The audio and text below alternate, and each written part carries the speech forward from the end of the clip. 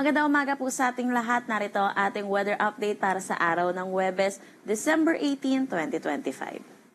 Wala na pa rin naman tayong minomonitor na anumang bagyo or low pressure area sa loob at labas ng ating Philippine Area of Responsibility. Pero meron tayong tatlong weather system na nakakaapekto dito sa ating bansa sa ngayon.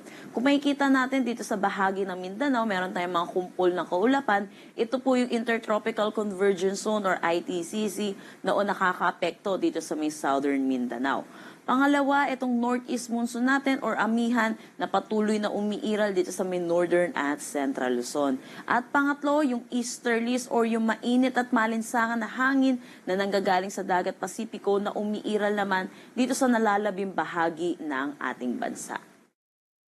Para sa magiging panahon natin ngayong araw dito sa Luzon, dulot ng northeast monsoon, makakaranas ng maulap na papawirin na may mga pag-ulan itong buong Cagayan Valley, ilang bahagi po ng Cordillera Administrative Region, particularly dito sa may Apayao, Kalinga, Mountain Province at Ifugao, kasama na rin dito sa may Aurora at Quezon. Samantala, dito naman sa Bicol Region, dulot naman ito ng easterlies kaya makakaranas sila ng mataas na tsansa ng mga pag-ulan throughout the day. Para naman dito sa Metro Manila, Ilocos Region, nalalabing bahagi ng Cordillera Administrative Region at Central Luzon, maaliwalas na panahon naman ang ating aasahan pero asahan din po natin yung mga isolated light rains. Dito naman sa Mimaropa, liban na lang dito sa Palawan, makakaranas din sila ng maaliwalas na panahon pero mataas po ang tsansa ng mga localized thunderstorm lalo na sa hapon at sa gabi. Agwat ng temperatura para sa Metro Manila, 23 to 30 degrees Celsius. Lawag, 24 to 32 degrees Celsius. Dito naman sa Tugigaraw, 22 to 26 degrees Celsius. Baguio, 15 to 23 degrees Celsius. For Tagaytay, 22 to 28 degrees Celsius.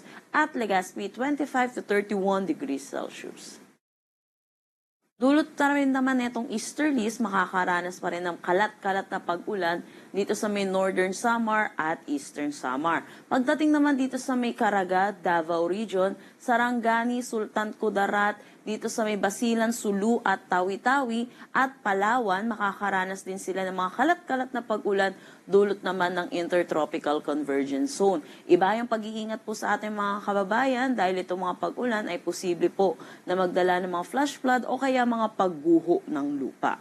Para naman dito sa nalalabing bahagi ng Mindanao, pati na rin ng Visayas, maaliwalas na panahon naman ang kanilang aasahan. Pero yun po, asahan din po natin yung mataas na tsansa ng mga localized thunderstorm lalo na sa hapon at sa gabi. Agwat ng temperatura para sa Kalayaan Islands at Puerto Princesa, 25 to 32 degrees Celsius. Dito sa Iloilo, 25 to 32 degrees Celsius. Cebu, 26 to 32 degrees Celsius. Sa Tacloban, 26 to 31 degrees Celsius. Cagayan de Oro, 25 to 31 degrees Celsius. Zamboanga, 24 to 33 degrees Celsius. At Davao, 24 to 31 degrees Celsius. Wala naman tayong nakataas na anumang gale warning sa anumang seaboards ng ating bansa. Ang sunrise mamaya ay 6:15 a.m. at ang sunset mamaya ay 5:31 p.m. Para sa karagdagang impormasyon, bisitahin ang aming mga social media pages at ang aming website pag-asa.tost.gov.